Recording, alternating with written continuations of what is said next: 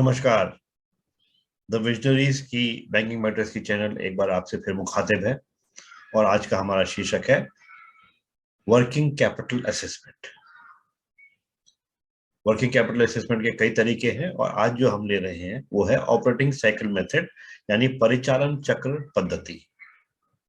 इस सेशन में आइए हम सीखेंगे परिचालन चक्र के माध्यम से कार्यशील पूंजी अपेक्षाओं का आंकलन यानी वर्किंग कैपिटल का असेसमेंट। अब जब भी कभी ऋण की आवश्यकता होती है, किसी भी संस्थान का काम काज करने के लिए ऋण की आवश्यकता होती है।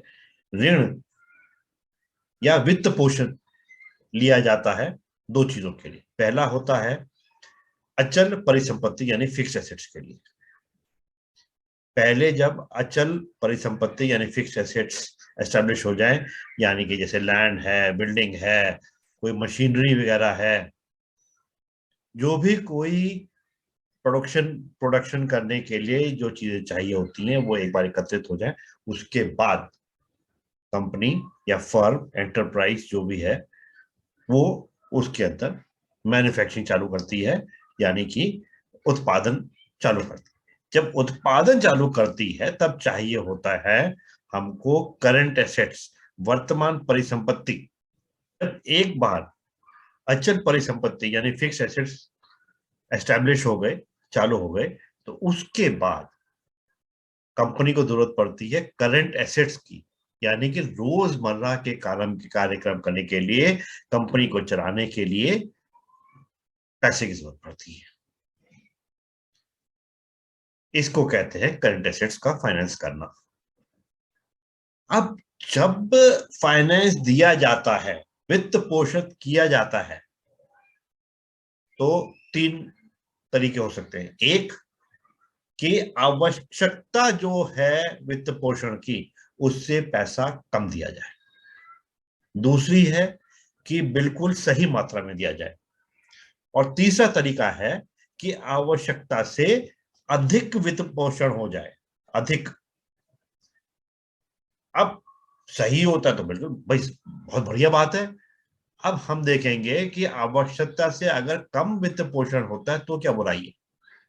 ये खराबी है, क्योंकि अगर पैसा पूरा नहीं है कंपनी के पास तो काम कैसे करेगी? हो सकता है इतना पैसा कम हो जाए कि या तो बाजार से उठाना पड़ेगा ज्यादा दाम पे, या फिर ये होगा कि कंपनी ही डूब जाएगी।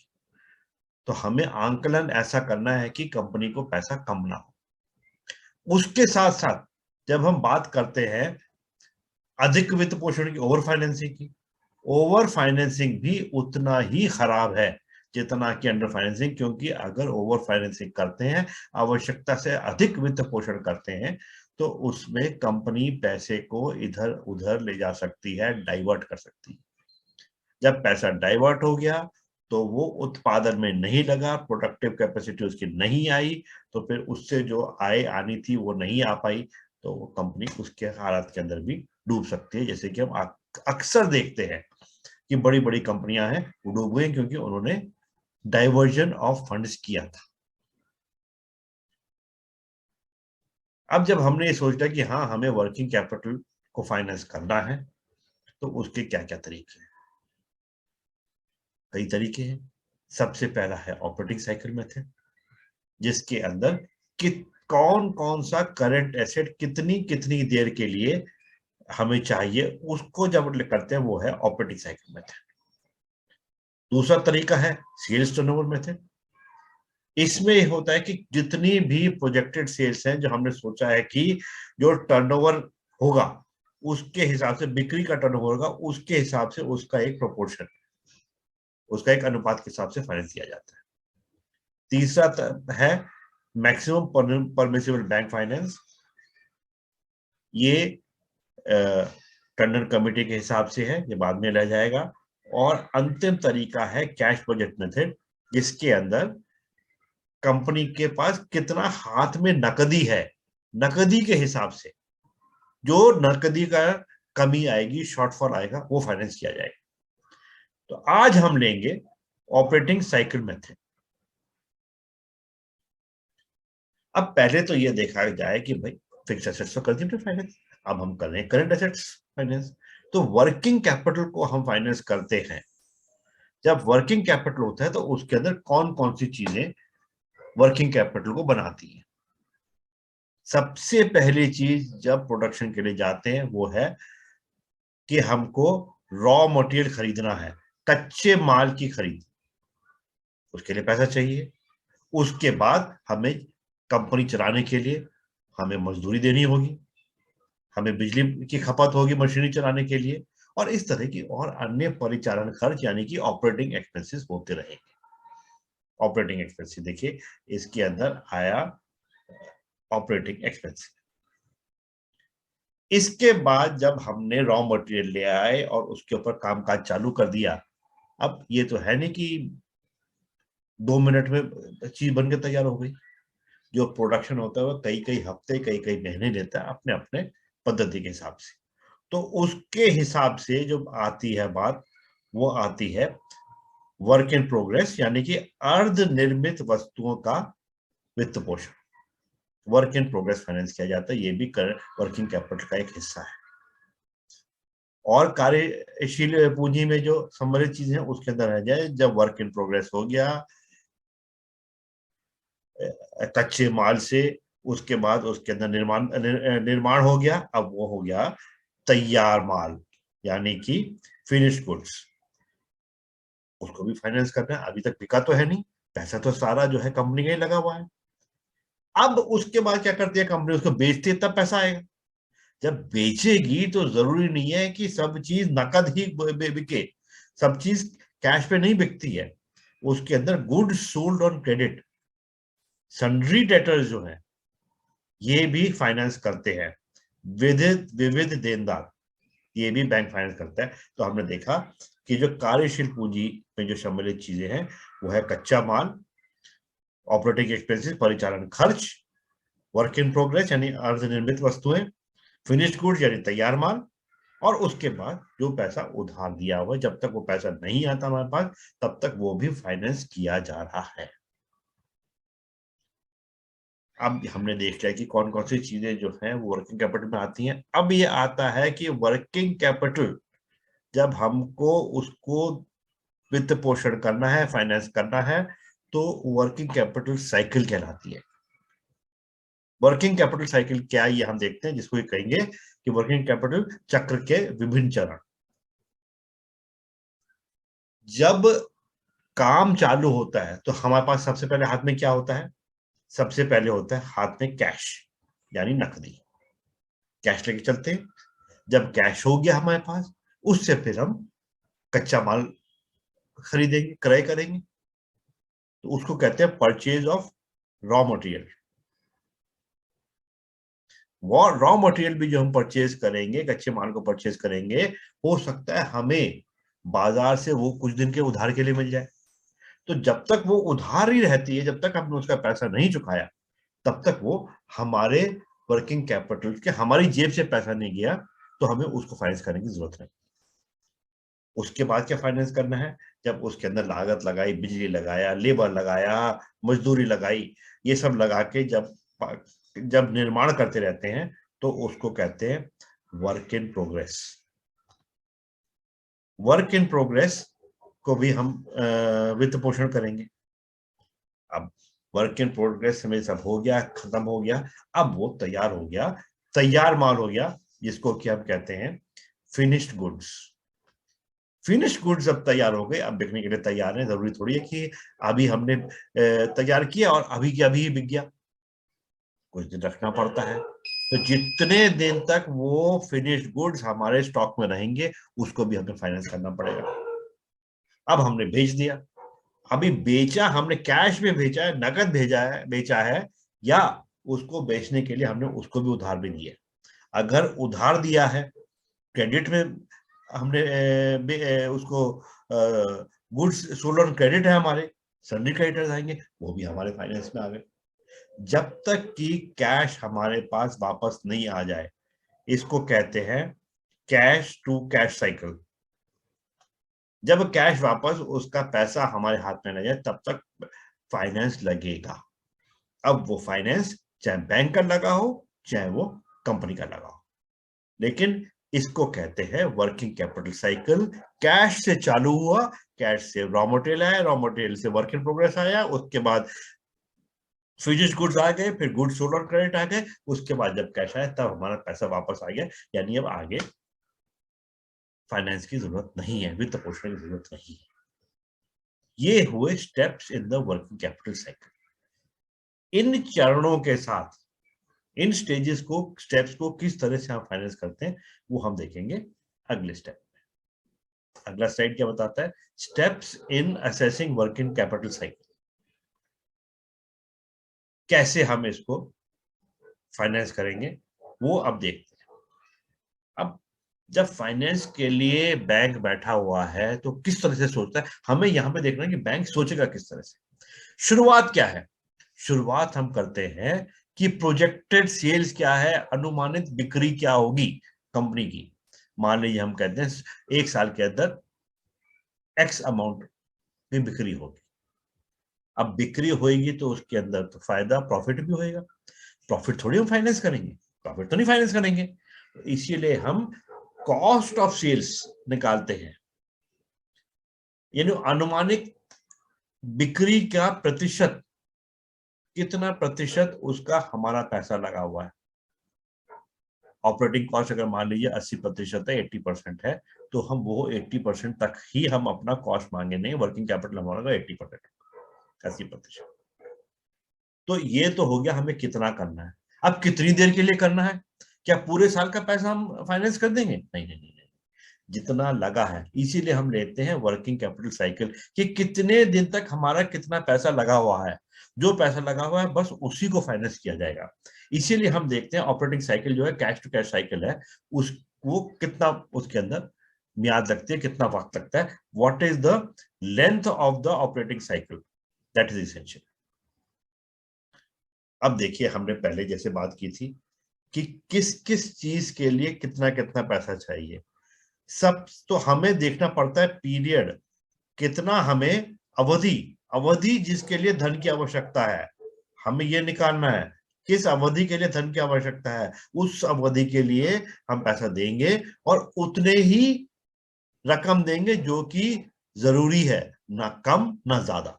No under financing, no over financing. इसीलिए हमको ये जो हर वर्किंग कैपिटल साइकिल के ऊपर बेस करके जो हम वर्किंग कैपिटल असेसमेंट कर रहे हैं वो इसीलिए ताकि कंपनी को पर्याप्त फाइनेंस दिया जाए। तो हमने देखा कि सबसे पहली चीज जो आती है वो हम खरीदते हैं कैश है, तो कैश तो फाइनेंस करना ही नहीं है, कैश तो कंपनी का है। सबसे पहले चीज ली हमने रॉ मटेरियल। जब रॉ मटेरियल खरीदेंगे तो उस हो सकता है कि जो हमने रॉ मटेरियल खरीदा है वो हमें क्रेडिट पे मिला है, हमने उसका पैसा अभी नहीं दिया है। तो जब तक उस रॉ मटेरियल का हम पैसा नहीं देंगे तब तक उसको फाइनेंस करने की कोई जरूरत नहीं। फिर हम देखते हैं कि जो रॉ मटेरियल है हमें कितना रॉ मटेरियल खरीदना है। ये तो है नहीं कि अभी आज जितना प्रोडक्शन करना है उतना रॉ मटेरियल है, बना दिया और माल माल बेच दिया, फिर कल दूसरा लिया है। मान लीजिए अगर कोई रोटी बना के बेच रहा है तो वो तो उसी टाइम का करेगा। लेकिन हम बात कर रहे हैं किसी अच्छी कंपनी जिसको कि हो सकता है हफ्ते भर का रॉ मटेरियल ला के रखना पड़े, स्टॉक में रखना पड़े, हो सकता है महीने भर का, 2 महीने का, जैसी जरूरत। तो हमें ये देखना है कि कितने हफ्ते, नंबर ऑफ वीक्स या मंथ। अगर वीक्स में कैलकुलेट करें तो वीक होगा, और अगर महीने में कैलकुलेट कर रहे हैं तो महीने होगा कि कितने नंबर ऑफ वीक्स जिसके लिए हमें रॉ मटेरियल का स्टॉक रखना है ना। कितने सप्ताहों के संख्या के लिए हमें रॉ मटेरियल रखना है। जितनी देर के लिए रॉ मटेरियल रखना है उसको उतना ही फाइनेंस करेंगे। और उसमें से जितना हमको क्रेडिट पे मिला है, जिसका पैसा नहीं दिया है, उसके लिए फाइनेंस नहीं किया जाएगा। यानी कि हमें यह पता लगाना है कि कितने सप्ताहों के लिए हमें रॉ मटेरियल रखना है और उसमें से जितना हमें क्रेडिट पे माल मिला है उसको उसमें से कम कर देंगे।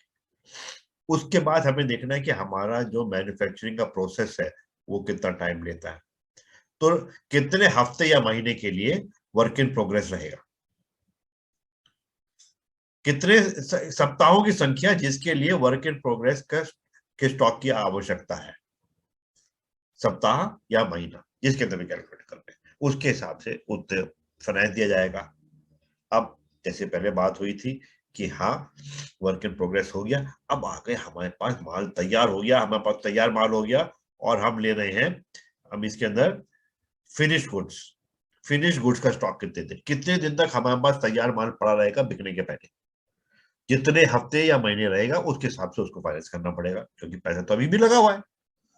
अब हमने जब बेच दिया उसके बाद अगर हमने कैश में बेचा तो वही वर्किंग कैपिटल साइकिल खत्म हो गई, लेकिन नॉर्मली ज्यादातर हम लोग उसको कैश में नहीं बेचते, हम उसको क्रेडिट में देते हैं। तो कितने हफ्ते का सन्डी डेटर्स हमारे पास रहेगा वो हमको देना पड़ेगा, उतने हमें फाइनेंस चाहिए। ये देखिए, अब इनका यानी कि रॉ मटेरियल कितना है, कितने देर का क्रेडिट मिला हुआ है, कितने का वर्क इन प्रोग्रेस है, कितने टाइम के लिए फिनिश गुड्स रखे हुए हैं और कितने दिनों तक सन्डी डेटर्स रहेंगे, ये जो इसका समेशन करेंगे, इसका जोड़ करेंगे तो उससे पता चलेगा हमें कितने वक्त के लिए फाइनेंस चाहिए।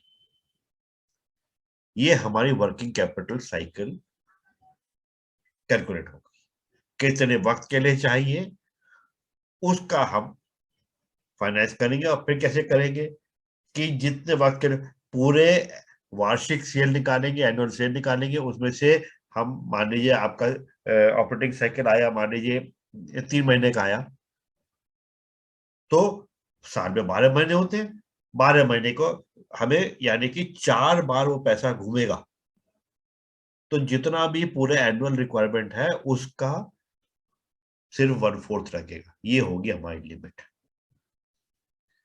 क्या हम फिर से दोहराते हैं कि हमने ले लिया कि कितने दिन के लिए रॉ मटेरियल रहा, कितने दिन के लिए स्टॉक इन प्रोग्रेस रहा, कितने दिन का हमें एडवांस मिल गया है, परचेज में क्रेडिट मिल गया है, कितने दिन का वर्क इन प्रोग्रेस रहा, कितने दिन का फिनिश गुड्स रहा और कितने दिन का क्रेडिट लिया।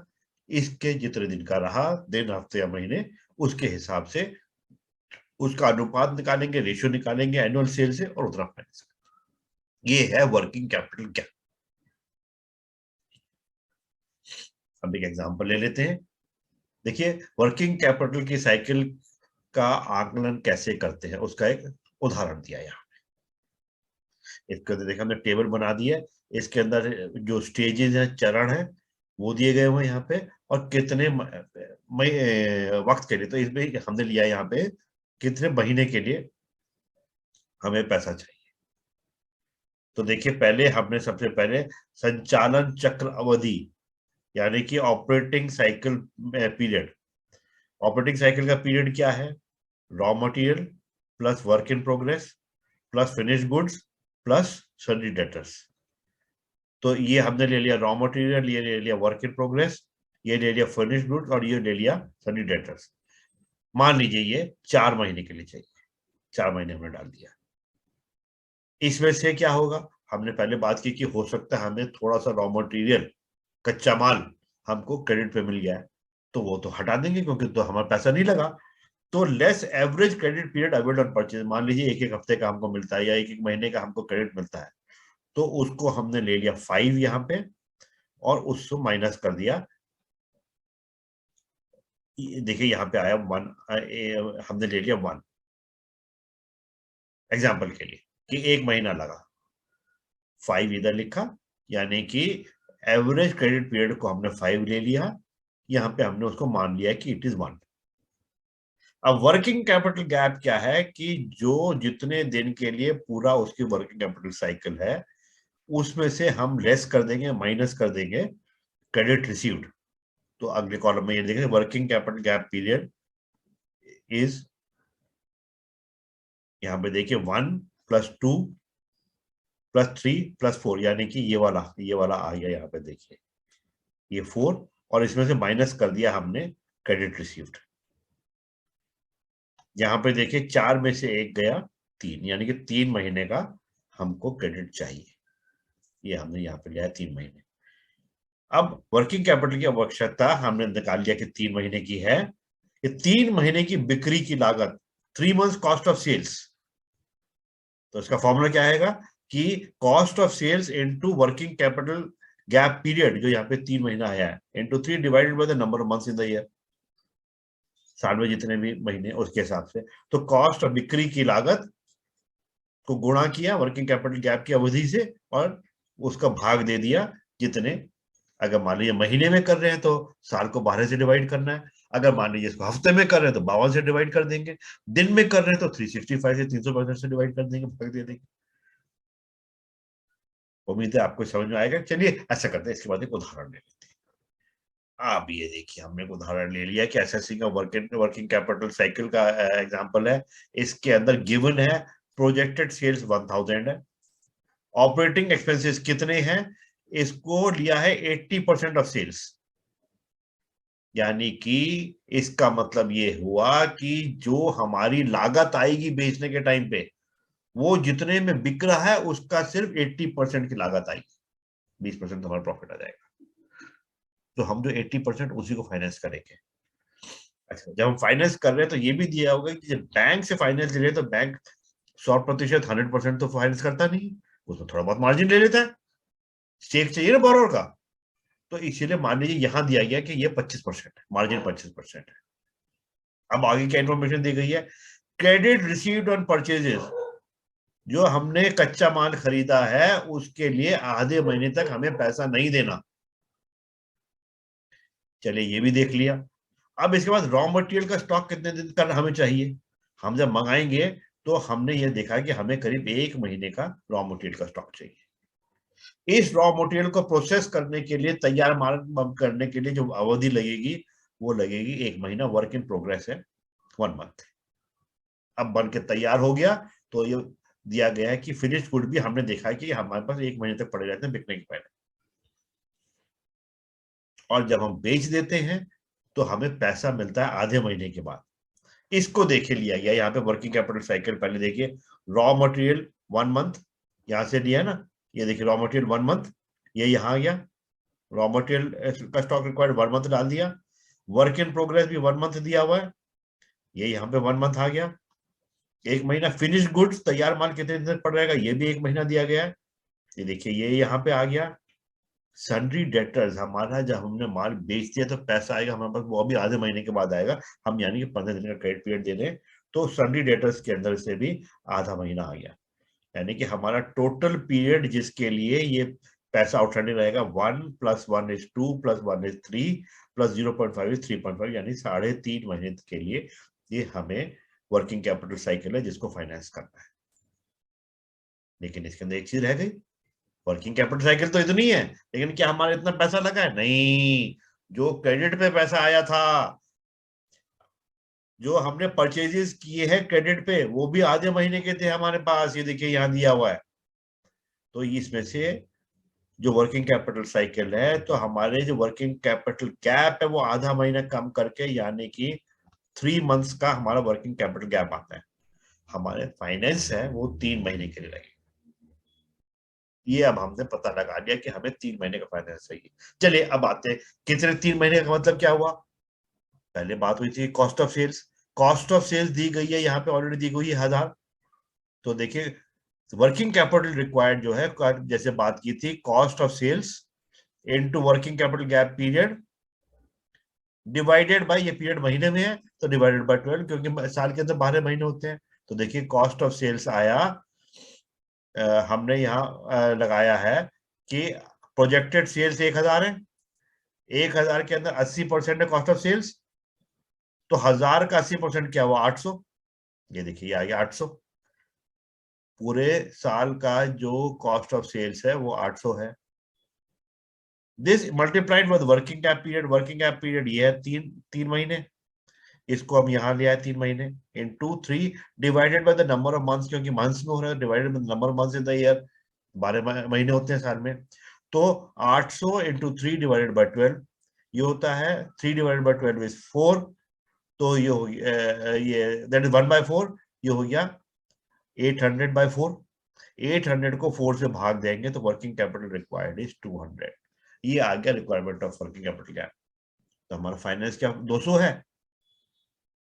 यहाँ फिर बात आ जाएगी एक और, हम पूरा पैसा फाइनेंस नहीं करेंगे, बैंक पूरा पैसा नहीं फाइनेंस करेगा। बैंक चाहेगा कि बोरोर का भी स्टेक हो। जब बोरोर का स्टेक होगा तो वो उसको कहते हैं मार्जिन। यहाँ दिया हुआ कि मार्जिन इज 25%। तो जब हम मार्जिन 200 का 25% हुआ, 25 divided by 100, 25 divided by 100 is 1/4, तो 200/4 which is equal to 50। Margin के बाद हमारा आया 50, मार्जिन हो गई 50। वर्किंग कैपिटल रिक्वायर्ड था 200, तो 200 में से 50 गया, यानी कि फाइनेंस रिक्वायर्ड इज 150। ये आ गया हमारा जो हम फाइनेंस करेंगे, वर्किंग कैपिटल गैप को फाइनेंस करेंगे। तो assessment of working capital finance का ये तरीका आ गया, और हमने 150 का फाइनेंस दिया। अब ये 150 रुपए है, 1,500 रुपए है, 1.5 लाख रुपए है, 1.5 करोड़ है। मेथड ये है। मैं उम्मीद करता हूं कि आपको अच्छी तरह से समझ में आ गया होगा। उदाहरण के साथ हमने दिया है कि वर्किंग कैपिटल साइकिल में टर्नओवर, ये ऑपरेटिंग साइकिल मेथड के हिसाब से असेसमेंट कैसे किया जाता है। नमस्कार। अगर आपको हमारा ये वीडियो पसंद आया हो और आप चाहते हैं कि इस तरह के वीडियो आपको पोस्ट होते ही मिल जाएं, तो बहुत आसान तरीका है, चैनल को सब्सक्राइब कर दीजिए और आपको वीडियो मिलते रहेंगे, आपको फायदा होगा और मुझे भी अच्छा लगेगा कि अगर मेरे चैनल को फाइनेंस किया। नमस्कार।